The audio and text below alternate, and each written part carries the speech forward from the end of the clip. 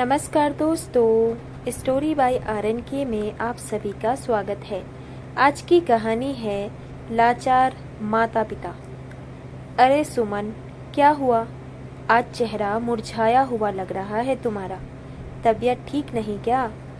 हाँ जी, थोड़ा छाती में दर्द सा महसूस हो रहा है। लगता है एसिडिटी का दर्द सीने तक पहुंच गया है। जरा एक गिलास पानी और एसिडिटी की गोली तो देना मुझे। हाँ, अभी देता हूँ, तुम घबराओ नहीं। गोली खाकर सुमन सो गई। सोचा रसोई में नाश्ते के बर्तन पड़े हैं झूठे, वो साफ कर देता हूँ और दोपहर के लिए दाल चावल चढ़ा देता हूँ कुकर में। उसकी तबीयत खराब है, आज उसको परेशान नहीं कर सकता। उसे कुछ हो जाएगा तो मैं अकेला कैसे जीऊँगा? आजकल यही चिंता सताती रहती है मुझे। मेरी उम्र 75 साल की हो गई है और वो 70 साल की है। जानता हूँ दोनों एक साथ नहीं मरेंगे, एक आगे जाएगा तो एक पीछे, लेकिन जो भी पीछे जाएगा वो अकेला रह जाएगा। हमेशा यही सोचता हूँ, अगर मैं गया पहले तो वो कैसे रहेगी अकेली मेरे बिना, और वो गई तो मैं कैसे रहूँगा उसके बिना। शादी के इतने साल एक दूसरे के साथ रहने के बाद इतनी आदत हो जाती है एक दूसरे की, दोनों का अस्तित्व एक सा हो जाता है, जैसे अपने ही शरीर का हिस्सा हो। लड़ाई झगड़े नोक झोंक तो चलती रहती है उम्र भर, लेकिन इसका अर्थ यह नहीं कि शादी में प्यार नहीं है। मैं उससे बहुत प्यार करता हूँ और उसके बिना अकेले जीने की कल्पना मात्र से ही मेरी रूह कांपने लगती है। हम दोनों अकेले रहते हैं। एक बेटा है, अमेरिका रहता है अपने बीवी बच्चों के साथ। फोन पर बात होती है रोज। हर महीने पैसे भेजता है वो। कहता है पापा इधर आ जाओ मेरे पास रहने के लिए, पर हम ही नहीं जाते। ऐसा अक्सर मैं लोगों से कहता हूँ जब भी वो मेरे बेटे के बारे में पूछते हैं। दरअसल मेरा बेटा इसी शहर में रहता है अपने परिवार के साथ। पहले हम सब साथ रहते थे, पर हम लोगों की आपस में बनी नहीं और हम अलग हो गए। मेरे पास 2 घर हैं, एक 2 कमरों का और एक 3 कमरों का। मैं सुमन को लेकर 2 कमरे वाले घर में शिफ्ट हो गया। मैं अपने बुढ़ापे के दिन इज्जत और शांति से गुजारना चाहता था, इसीलिए अलग हो गया। मैं और सुमन दोनों की सरकारी नौकरी थी।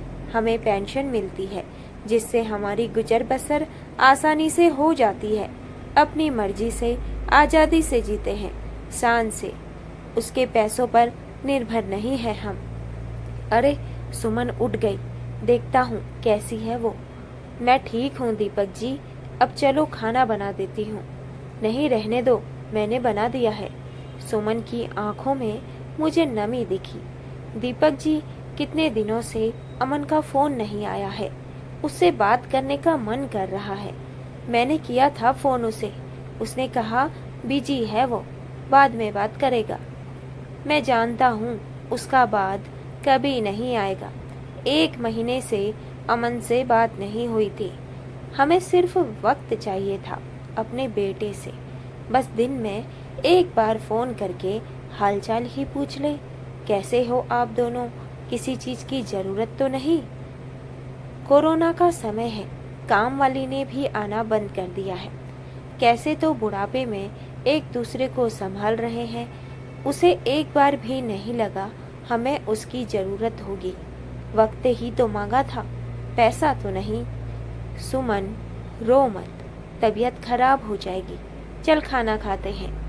रात को अचानक सुमन की छाती में दर्द हुआ और उसकी सांसें उखड़ने लगी।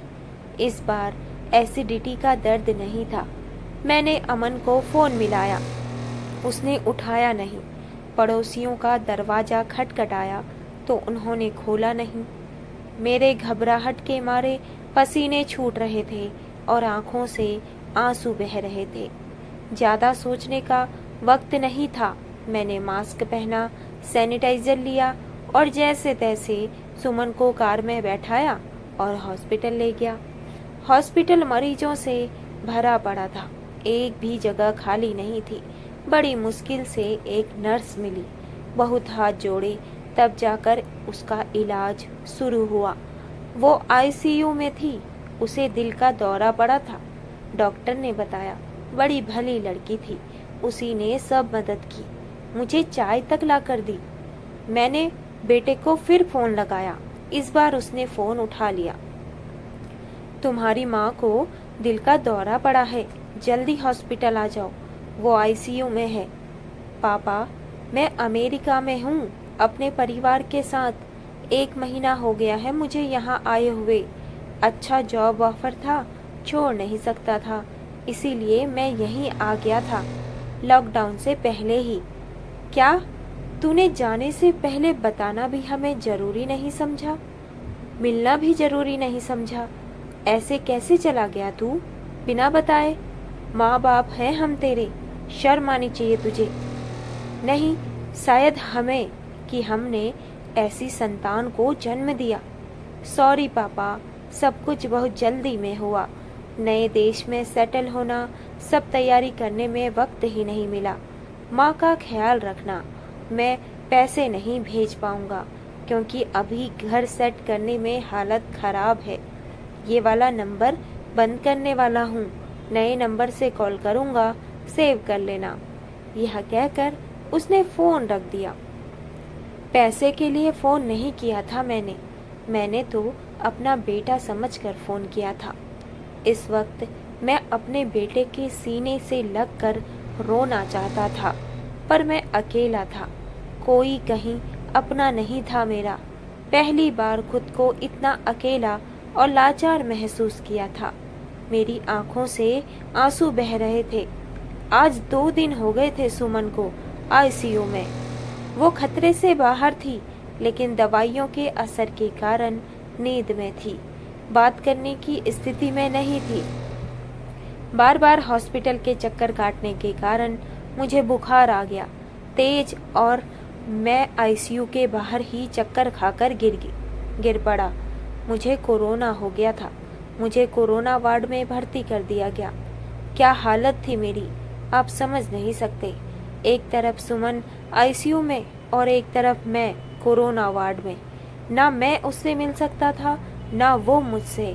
बस मुंह से एक ही बात निकल रही थी, भगवान कभी किसी को बूढ़ा लाचार ना बनाए। बीमारी बुढ़ापे की कमर तोड़ देती है और सहारा देने वाला कोई नहीं होता। हम दोनों को सहारे की जरूरत थी, पर कोई सहारा देने वाला नहीं था।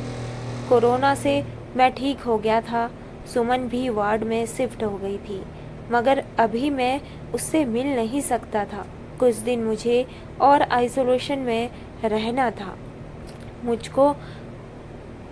उसको मुझसे इन्फेक्शन हो सकता था। डॉक्टर आशिमा मेरी सारी कहानी फोन पर सुन चुकी थी। वो जान गई थी हम अकेले हैं। वो मेरे पास आई। चलिए अंकल, आप मेरे घर चलिए, कुछ दिन रहने के लिए। आपको केयर की जरूरत है। नहीं बेटा, तुमने कहा यही बहुत है, मैं कर लूँगा अपनी देखभाल कैसे भी। तुम परेशान मत हो। परेशानी कैसी, मैं अकेली रहती हूँ। मेरे माता पिता अब इस दुनिया में नहीं है। न जाने क्यों मुझे आप में अपने पापा की झलक दिखी। प्लीज आप ना मत करिए। डॉक्टर आशिमा मुझे और सुमन को घर ले गई। घर पर हमारा ख्याल रखने के लिए एक नर्स रख दी। सुमन अब ठीक हो गई थी। बार बार पूछती, अमन को फोन मिला दो। आपने उसको बताया नहीं होगा हमारी तबीयत के बारे में।